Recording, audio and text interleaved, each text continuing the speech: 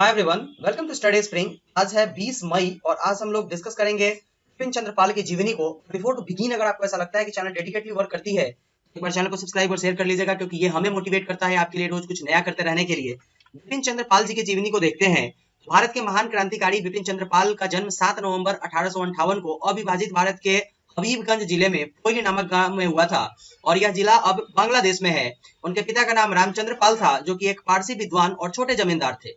बिपिन चंद्र पाल का जन्म भारत के स्वाधीनता संग्राम के इतिहास में क्रांतिकारी विचारों के जनक के रूप में लिया जाता है और वे इतिहास के मशहूर तिकरी लाल बाल पाल में से एक थे। इस तिकरी में लाला लाजपत राय, बाल गंगाधर तिलक और बिपिन चंद्र पाल शामिल थे। वे बचपन से ही जातिगत भेदभाव के विरोध में थे, इसलिए उन्होंने बेहद कम उम्र में ही जाति के आधार पर होने वाले भेदभाव को लेकर अपनी आवाज बुलंद की थी। बिपिन चंद्र पाल महान स्वतंत्रता सेनानी बिपिन चंद्र पाल ने कलकत्ता में अपनी शिक्षा ग्रहण की थी।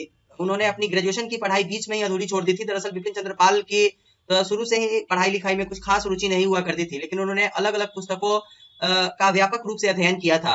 वहीं बिपिन जी ने एक हेडमास्टर के रूप में अपने करियर की शुरुआत की थी और इसके बाद उन्होंने कलकत्ता के सार्वजनिक पुस्तकालय में एक लाइब्रेरियन के रूप में काम करना शुरू कर दिया था, जहां उनकी मुलाकात शिवनाथ शास्त्री, एस.एन. बनर्जी और बीके गोस्वामी जैसे कई राजनीतिज्ञों से हुई थी, जिन्होंने उन्हें मोटिवेट किया और देश में जो है वो स्वाधीनता के बातों को समझाया था।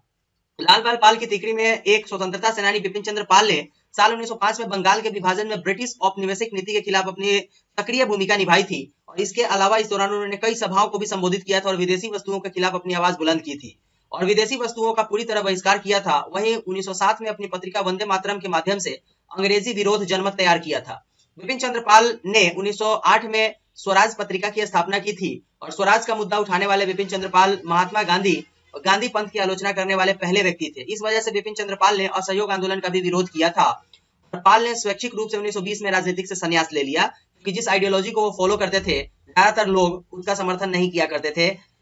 जो है वो नरम दल के नेताओं का सहयोग ज्यादा करते थे, जबकि लाल बाल पाल गरम दल के नेताओं में से एक थे। उन्होंने परिदर्शक, न्यू इंडिया, वंदे मातरम, स्वराज और कतिपय जैसे पत्रिकाओं की भी शुरुआत की थी और साल 1887 से 1888 में लाहौर में ट्रिब्यूनल के संपादक के रूप में वह 1901 में अंग्रेजी साप्ताहिक पत्रिका भारत के संस्थापक भी बने हुए थे। साल 1906 में उनके द्वारा शुरू की गई पत्रिका वंदे मातरम को बंद कर दिया गया, जिसके बाद उन्होंने नियमित रूप से आधुनिक समीक्षा, अमृत बाजार पत्रिका और द स्टेटमैन में योगदान दिया था। उनकी कुछ रचनाओं के नाम नीचे दिए गए हैं, जो इस प्रकार है, आप देखेंगे। Indian nationalism, Swaraj and the present situation, the basis of reform, the soul of India, the new spirits, study in Hinduism, इस तरीके के बहुत सारे पुस्तकों को उन्होंने लिखा है। इसके बाद देखेंगे हम लोग, वहीं अपने जीवन के आखिरी सालों के दौरान बिपिन चंद्र पाल ने खुद को कांग्रेस से अलग कर लिया और एक अकेले जीवन का नेतृत्व किया था। इस तरह स्वतंत्र भारत का सपना लिए 20 मई मतलब आज ही के दिन 1932 को उनकी मृत्यु हो गई थी और इस तरह भारत ने अपना एक महान और जुझारू स्वतंत्रता सेनानी बिपिन चंद्र पाल के रूप में खो दिया था। बिपिन चंद्र पाल की जीवनी है और उनसे रिलेटेड कुछ इंपॉर्टेंट बातें जो कि आपको जाननी चाहिए थी एग्जाम पॉइंट ऑफ व्यू से। अगर आपको ऐसा लगा कि ये वीडियो आपको कुछ इन्फॉर्मेशन दे गई तो चैनल को सब्सक्राइब जरूर कर दीजिएगा, क्योंकि ये हम लोगों को मोटिवेट करती है आपके लिए रोज कुछ नया करते रहने के लिए। आज के जीवनी में हम लोगों ने बिपिन चंद्र पाल की जीवनी को देखा। नेक्स्ट डे हम लोग किसी नए व्यक्ति की जीवनी को देखेंगे नए वीडियो में। तब तक के लिए thank you, goodbye, take care and please subscribe and share this channel.